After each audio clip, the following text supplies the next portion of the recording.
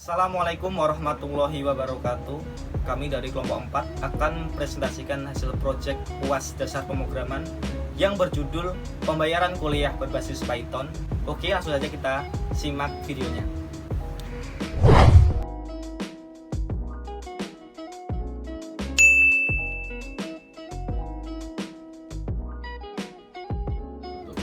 Ya, perkenalkan, nama saya Dedi Ramadan. Di sini saya akan menjelaskan tentang latar belakang masalah mengapa kita membuat program Python ini.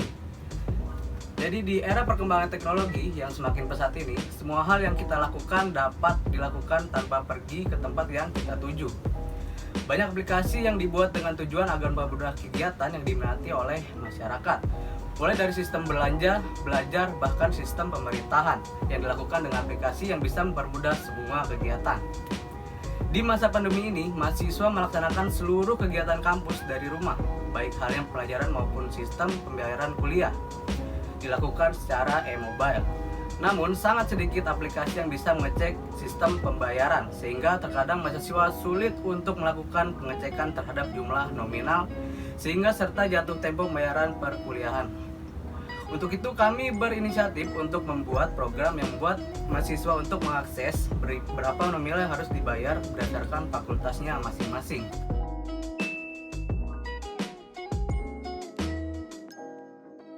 Oke, sekarang saya akan menjelaskan tentang maksud dan tujuan kami untuk membuat program aplikasi pembayaran kuliah berbasis Python ini. Jadi, maksudnya mempermudah mahasiswa untuk mengakses suatu aplikasi yang dimana di aplikasi tersebut bisa dengan mudah menampilkan berapa jumlah nominal yang harus dibayarkan oleh mahasiswa berdasarkan fakultas dan prodinya masing-masing. Dan tujuannya untuk syarat lulus UAS di mata kuliah dasar pemrograman ini. Perkenalkan, nama saya Ahmad Isyad. Saya akan menjelaskan ruang lingkup. Ruang lingkup dalam makalah ini adalah dosen dan mahasiswa UBSI seluruh Indonesia.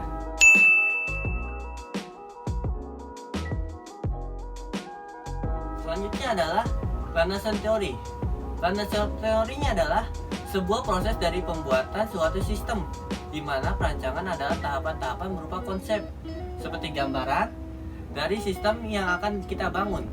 Perancangan ini berguna sebagai acuan atau panduan suatu sistem yang bertujuan untuk mengetahui berapa tagihan kuliah yang harus dibayar dalam pembuatan sistem nantinya.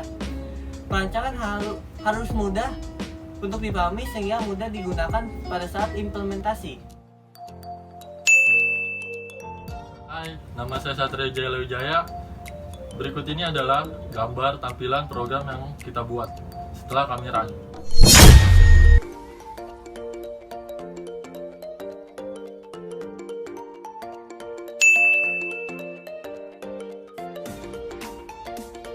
Oke, selanjutnya saya akan menjelaskan alur dan logikanya.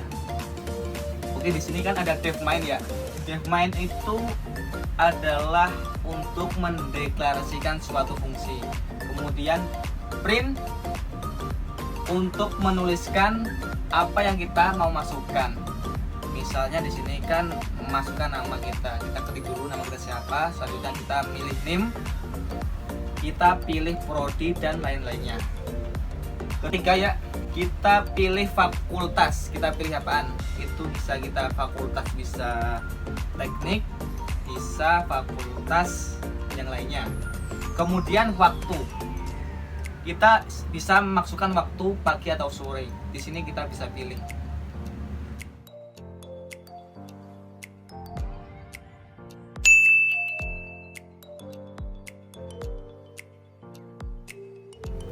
Nama saya Niko Saputro. Saya ingin menjelaskan kesimpulan dan saran. Dengan adanya program yang kami buat untuk membantu atau mempermudah mahasiswa dalam mengetahui tagihan yang harus dibayarkan kepada kampus. Dan dengan program ini, mahasiswa bisa menyiapkan dan dibutuhkan tagihan harus menunggu pengumuman pembayaran dari pihak kampus. Selain itu, program yang kami buat bukan hanya untuk fakultas saja, tapi bisa akses untuk seluruh fakultas yang ada di kampus UBSI.